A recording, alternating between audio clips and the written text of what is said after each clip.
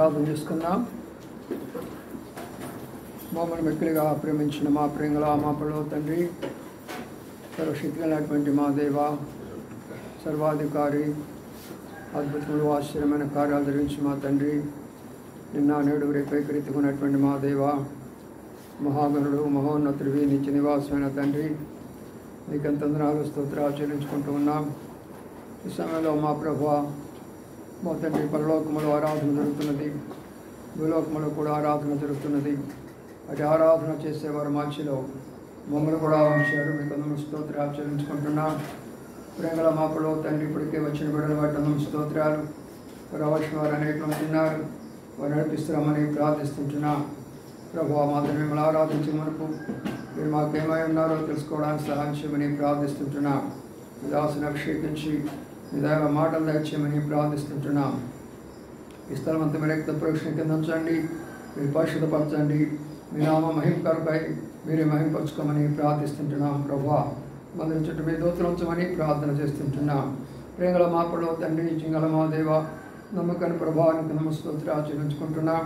ఈ రీతిగా ప్రభువా, మా తండ్రి, మాలాగా ఏ స్థలాల్లో కూడుకొని మిమ్మల్ని ఆరాధిస్తుంటున్నారో, మరి హైదరాబాద్ హెబ్రోన్ మొదలుకొని అన్ని స్థలాల్లో కూడా మీ సన్నిధి మా తోడు ఉంచవలసిందిగా ప్రార్థన చేస్తూ ఘనత మహిమ ప్రభావాలు మీకు ఆరోపించుకుంటూ యేసయ్య పరిశుద్ధ నామమున స్తుతించి ప్రార్థించి అంధకార శక్తులు బంధించి వేడుకొంచున్నాము తండ్రి, ఆమేన్. రెండు ఆరాధనలు కూడా మనకు ఒక భాగాన్ని పరిశుద్ధ గ్రంథంలో చదువుకుందాం.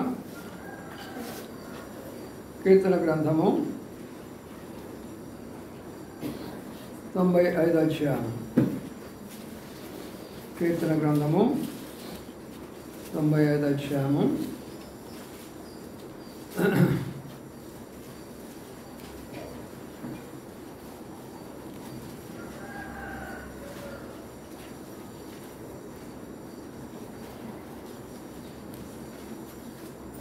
మొదటి నుంచి 7 వచనాలు మార్చి చదువుకుందాం. కీర్తన గ్రంథము 95 అధ్యాయము మొదటి నుంచి 7 వచనాలు. రండి, యెహోవాను గురించి ఉత్సాహం చేయదము, మన రక్షణ దుర్గం బట్టి సంతోషగానం చేయదము.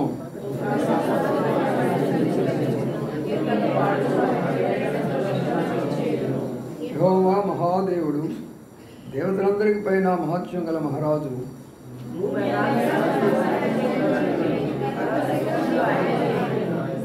సముద్రము ఆయనది, ఆయన దాన్ని కలుగు చేసెను, ఆయన హస్తముల భూమిని నిర్మించెను.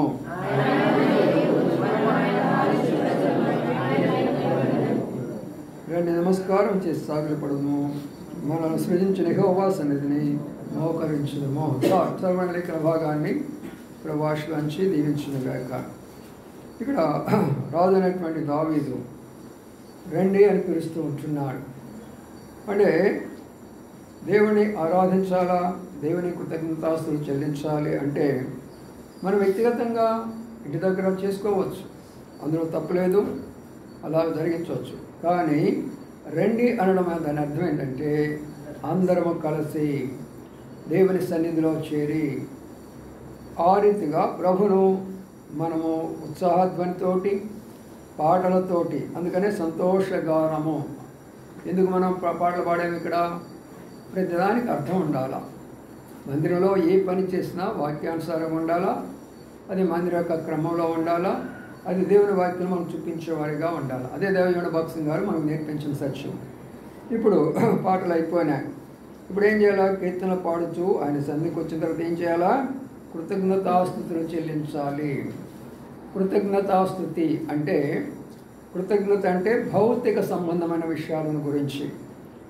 అంటే మనకు ఎవరైనా సహాయపడితే మన కృతజ్ఞులుగా ఉండి, మీరు మాకు సహాయపడ్డారు కదా, మేము కూడా మీకు సహాయపడతాము అంటారు.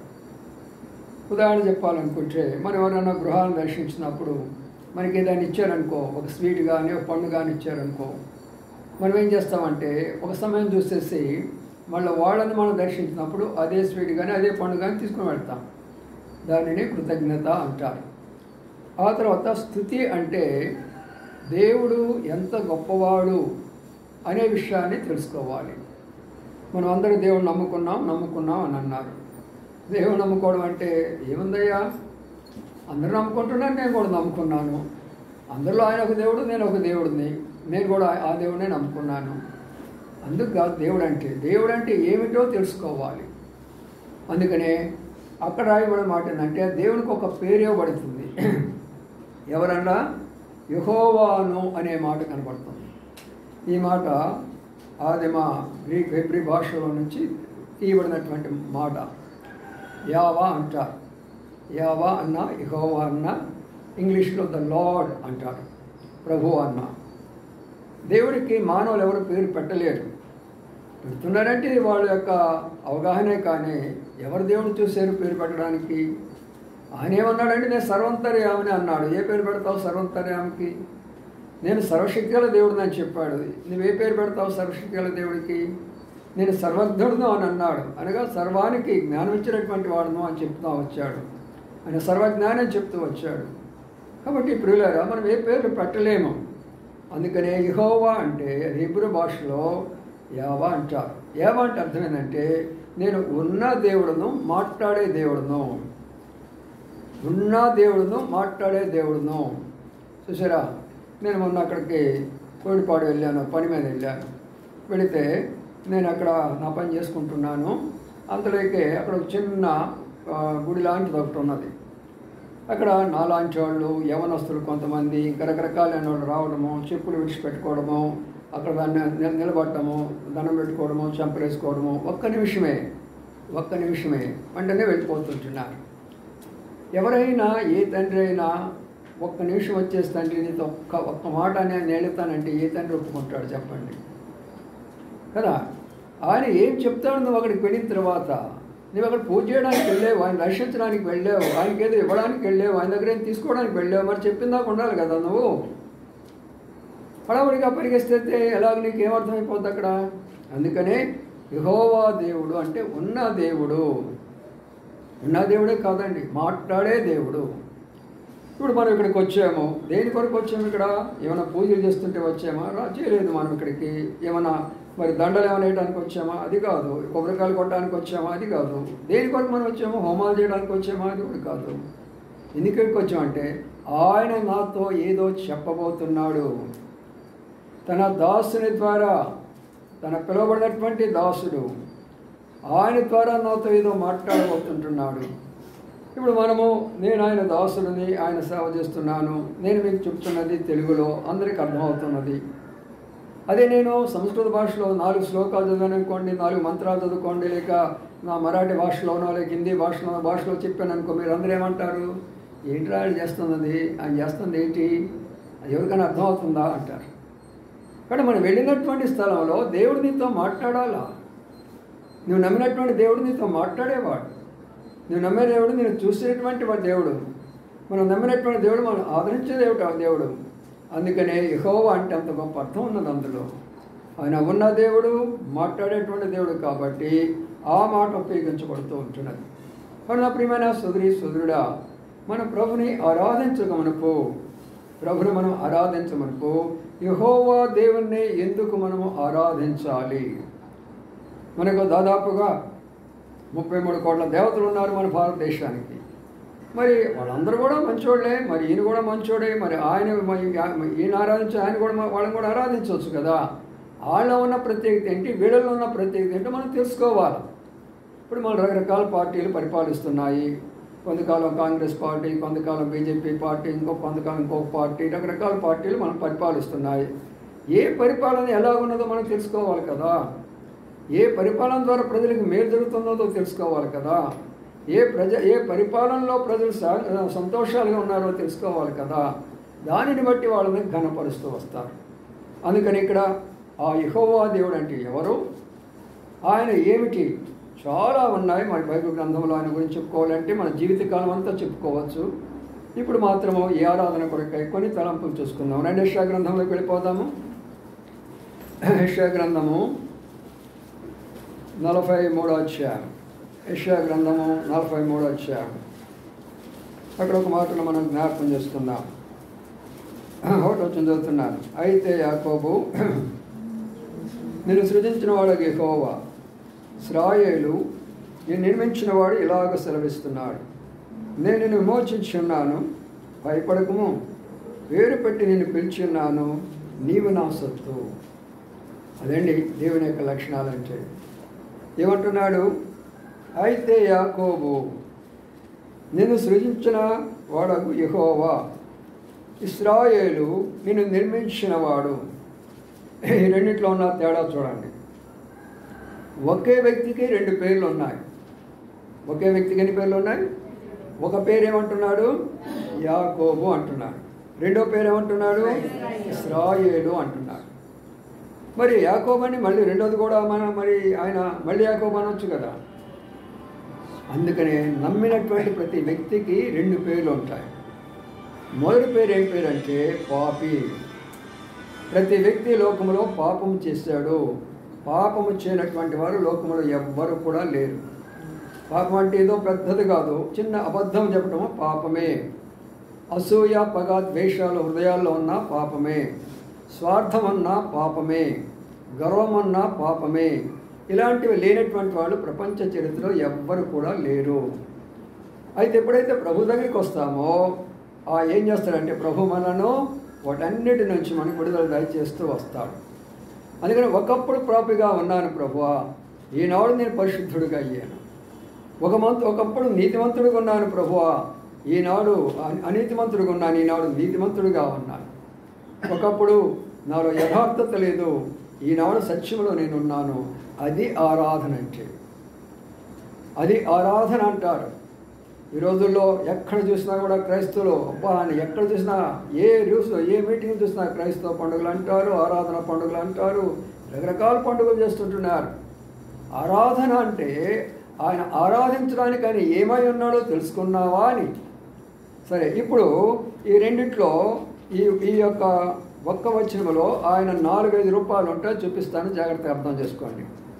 మూడో వచనం ఏమంటాడంటే నిన్ను సృజించిన వాడు అంటున్నాడు, అనగా సృష్టికర్త. ఇక్కడ మనం ఆరాధించినటువంటి దేవుడు నన్ను సృష్టించాడు, ఈ సర్వలోకాన్ని సృష్టించాడు. అందుకనే మనము 95వ దావీదు కీర్తనలో ఆకాశము, భూమి, పర్వతాలు, సముద్రాలు సమస్తాన్ని నీవే కదా సృష్టించింది. ఆదికాండం 1వ అధ్యాయంలో మరి సమస్తమైనటువంటి సృష్టికి మూలకారుడు నీవే కదా. కాబట్టి ఆయన సృష్టికర్త. సృష్టి అంటే లేనిది ఉన్నదిగా చేసేదానిని సృష్టి అంటారు. మళ్ళీ ఒక మాట చెప్తున్నాను, అర్థం చేసుకో. ఏదైతే అక్కడ లేదో పూర్తిగా అది కానీ అక్కడికి వస్తే దానిని సృష్టి అంటారు. అందుకని దీన్ని క్రియేషన్ అంటారు. లేని దానిని క్రియేషన్ అంటే సంఘాల్లో కూడా కొన్ని విషయాలు మనం మాట్లాడినప్పుడు లేని దాన్ని సృష్టిస్తూ ఉంటారు. అంటే ఇక్కడ అక్కడ దయ్యాలు పోతున్నాయండి, ఇక్కడ భూతాలు పోతున్నాయండి, ఇక్కడ అద్భుతాలు జరుగుతున్నాయి, లేని వాటిని సృష్టిస్తూ ఉంటారు. దానిని సృష్టి అంటారు. సృష్టి అంటారు. అయితే కిందకు వచ్చేటప్పటికీ నిర్మాణకుడు అంటే సృష్టిని ఏదైతే ఆయన కలుగజేశాడో దానిలో నుంచి తీసి ఒక దానిని నిర్మించేదానిని నిర్మాణకుడు అంటాడు. బిల్డర్ లేక ఇంజనీర్ లేక మేకర్ అంటారు. అంటే మొదటిగా ఆయన సృష్టికర్త, రెండవదిగా ఆ సృష్టిని మార్చివేసి ఒక రూపంలోకి ఆయన తీసుకొని వచ్చినాడు. నా ప్రియమైన సోదరులారా, మనం అందరము కూడా ప్రతి ఒక్కరము కూడా ఆయన సృష్టి. నరుని మట్టిలో నుండి తీసి ఆయన ఏం చేశాడంటే జీవాత్మను పోసాడు, జీవమును పోసాడు. అందుకని నరుడని ఆయన మరి ఆయన సృష్టిలోని మొదటి యొక్క నరుడిగా వస్తూ వచ్చాడు. అయితే ఈ నరుడు సృష్టించాడని అనుకుంటున్నమే కానీ ఆయన నిర్మాణం ఎలా జరిగింది అనేది ఎంత ఆశ్చర్యకరంగా ఉంటుంది, ఒకసారి ఆలోచన చేద్దాం. అందుకనే యోబు కూడా అంటాడు, అయ్యా నన్ను నువ్వు నిర్మించే విధానం చూసినప్పుడు నేను గడగడలాడిపోతున్నాను అయ్యా అంటున్నాడు. తల్లి గర్భములోనున్నప్పుడు నా నిర్మాణాన్ని నేను చూసినప్పుడు ఎంత ఆశ్చర్యకరమో కదా ప్రియులారా. మన శరీరాన్ని చూసుకుంటే ఎముకలు ఉంటాయి, మన శరీరాలు అంటే నరాలు ఉంటాయి, మన శరీరంలో అనేకమైనటువంటి యొక్క మరి గుండేమి, ఊపిరితిత్తులేమి, కిడ్నీలేమి అనేకమైన ఉంటాయి. దేని పనికి అది అద్భుతంగా పనిచేయబట్టి ఒక వ్యక్తి 100 సంవత్సరాలు బ్రతుకుతూ ఉంటున్నాడు. ఎంత అద్భుతమైనటువంటి సృష్టికర్త ఆయన, ఎంత అద్భుతమైనటువంటి సృష్టిని ఆయన తయారు చేస్తున్నాడు. ఇంత గొప్ప దేవుడు నీకు నాకు దొరికాడు. ఎవరైనా చెప్పమండి, ఏ గ్రంథంలో చెప్పండి. నేను మానవుని సృష్టించాను ఈ రీతిగా, మానవుని నా రూపం ఇచ్చాను ఈ రీతిగా, మానవులో నా జీవం పోసాను ఈ రీతిగానే చెప్పగల ఒక్క గ్రంథమైనా సరే ప్రపంచ చరిత్రలో ఎక్కడ లేదండి. ఒకటే ఒక గ్రంథం, ప్రపంచంలో మొట్టమొదటిగా ముద్రించబడినటువంటి గ్రంథం, పరిశుద్ధ గ్రంథం. ఈ గ్రంథంలోనే ఈ విషయాలు రాయబడ్డాయి, కానీ ఈ గ్రంథంలో రాయబడలేదు. బ్రదర్, మీకంటే తెలుసు అండి, నేను ఎంతమంది చదివి ఉన్నాను ఆ గ్రంథాలు. ఆ గ్రంథాలు ఉపనిషత్తులేమి, కొంతవరకు వేదాలేమి, లేకపోతే రకరకాల రామాయణాలేమి, పురాణాలు చదివి ఉన్నాను. కాబట్టి నేను చెప్తున్నాను, వారిలోనే వారి సృష్టికర్త ఎవరో వాళ్ళకి అర్థం కాదు. అందుకనే మనకు స్పష్టత ఉన్నది, ఆయన మనకు సృష్టికర్త అయి ఉన్నాడు. అది రెండవ దానికి వస్తేనే అంటున్నాడంటే, నేను నిర్మించిన వాడను. Is a maker, is a engineer, is a builder అనగా నిర్మించినటువంటి వాడు, మన నిర్మాణము. ఇప్పుడు శరీర నిర్మాణం అయిపోయిన తర్వాత యాకోబుగా ఉన్నప్పుడు మరి ఆయన సృష్టిగా కనబడుతున్నాడు. ఇశ్రాయేలుకి వచ్చినప్పుడు నిర్మించబడ్డాడు. ఈ మధ్యలో జరిగినటువంటి విషయాలు ఏమిటి? ఈ మధ్యలో జరిగిన విషయాలు ఏమిటంటే, ప్రియమైన సోదరులారా, ఇక్కడ ఒక అద్భుతమైన విషయం ఏంటంటే, యాకోబు ఇశ్రాయేలుగా మార్చబడినాడు. ఇప్పుడు కొంతమంది బంగారం పెట్టుకుంటూ ఉంటారు, చెవులకి మెడలకు ఆయా స్థలాల్లో పెట్టుకుంటూ ఉంటారు. అయితే ఆ బంగారము ఆ రూపంలో రాకమునుపు అది ఒక గడ్డలా కనబడుతూ ఉంటుంది, ఒక రాతిలా కనబడుతూ ఉంటుంది. దానిని తీసుకొచ్చేసి రకరకాల విధానాలుగా దానిని రూపురేఖలు మారిస్తే అప్పుడు మనం వాటిని ధరించేదానికి అవకాశం ఉంటుంది. అలాగే మనం వేసుకున్న షర్టు కూడా అంతే. ఈ షర్ట్ ఇలాగా ఉండదు, మనలాగా ఏదో పెద్ద చాపలాగా ఉంటుంది. దాన్ని తీసుకొచ్చి కట్ చేసి అట్లా చేసి ఇట్లా చేసేస్తే దానికి ఒక రూపం వస్తుంది. అలాగే ఈనాడు నీవు నేను ఒక రూపంలోకి వచ్చి, ఆత్మైనటువంటి రూపంలోకి మనం వచ్చి, శరీర సంబంధ రూపాలు పోగొట్టుకొని ఆత్మ సంబంధంగా మార్చబడిన వారమై ప్రభును స్తుతించే యొక్క భాగ్యాన్ని మనకు అనుగ్రహించాలంటే ఆయన మన నిర్మాణకుడు, ఆత్మైనటువంటి నిర్మాణకుడు. ప్రభువా, నన్ను శారీరకంగా నువ్వు సృష్టించినప్పుడు నేను యాకోబు వలె ఉన్నాను. యాకోబు అనగా మోసగాడు, యాకోబు అనగా స్వార్థపరుడు, యాకోబు అనగా అనేకమైనటువంటి యొక్క బలహీనతలు కలిగినటువంటి వాడు యాకోబు. అయితే ఇశ్రాయేలు అనగా మార్చబడినటువంటి వాడు, ఇశ్రాయేలు అనగా ఆశీర్వదించబడినటువంటి వాడు. నేడు ఇశ్రాయేలు అనేటటువంటి దేశాన్ని సర్వలోకానికి సాక్షికరంగా చేసినటువంటి దేవుడిగా కనబడుతుంటున్నాడు. అందుకని ప్రియమైన సోదరుడా, ప్రభుని ఆరాధించడం అంటే సామాన్యమైన విషయం కాదు. అంత గొప్ప దేవా ఇప్పుడు ఏం చేస్తున్నాడని అక్కడ మనం చూసినట్లయితే, భయపడకము, పేరు పెట్టి నిన్ను పిలిచి ఉన్నాను, పేరు పెట్టి నిన్ను పిలిచి ఉన్నాను. చూడండి, ఆయన పేరు పెట్టి మనం పిలుస్తుంటున్నాడు. అట్లా నిజమే. ఒక విషయంలో చెప్పాలనుకుంటే, ఆయన కానీ పిలువ కానీ మనం పిలుపు లేకపోతే మనం ఇక్కడికి వచ్చి ఉండేవాళ్ళం కాదు. కాబట్టి ఎవరు పిలుస్తున్నారు? ఆయన సృష్టికర్త. ఎంత అద్భుతమైనటువంటి సృష్టికర్త. ఈ సృష్టిలో ఎంతోమంది పశువులు పక్షులు ఉన్నాయి, ఎన్నో జీవరాశులు ఉన్నాయి, ఎన్నో రకాలైనటువంటి యొక్క ప్రాగ్పురుగులు ఉన్నాయి, ఎన్నో రకాల సముద్రంలో చేపలు ఉన్నాయి. మరి వీళ్ళందరినీ విడిచిపెట్టేసి దేవుడు ఒక మానవుడు పిలవడం ఏంటి?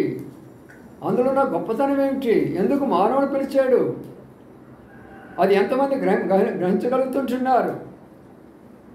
ప్రియమైన సోదరులారా, సృష్టి యొక్క అద్భుతం చాలా అద్భుతంగా ఉంటుంది. ఎంత సృష్టి చేసినప్పటికీ ఆ సృష్టిలో ఆయన నాకు కావాల్సింది మానవుడే అని చెప్తూ వచ్చాడు. సృష్టికర్త చాలా అద్భుతమైన రీతిగా సృష్టించేశాడు. అందులో నాకు కావాల్సింది మానవుడు అని అన్నాడు. అందుకనే ఆ సృష్టిలో ఉన్నటువంటి నీవు నేను ఏమైపోయినా ఈనాడు ఆయన కొరకై పిలువబడినటువంటి వారుగా కనబడుతుంటున్నా. ఎవరెవరు పిలువబడినారో వారు ఇప్పుడు కనబడుతున్నారు దేవుని సన్నిధిలో. ఎవరింకా పిలువబడలేదో సినిమా హాల్లో ఉన్నారో, నాట్య హాల్లో ఉన్నారో, త్రాగుబోతులుగా ఉన్నారో, బయట రకరకాల పనుల్లో ఉన్నారో, లోకంలో మునిగిపోతుంటున్నారో, ఇంకా వారు ఆ పిలుపును అంగీకరించకుండా ఆ రీతిగా వెళ్ళిపోతున్నటువంటి స్థితిలో ఇక్కడ కనబడుతూ వస్తున్నది.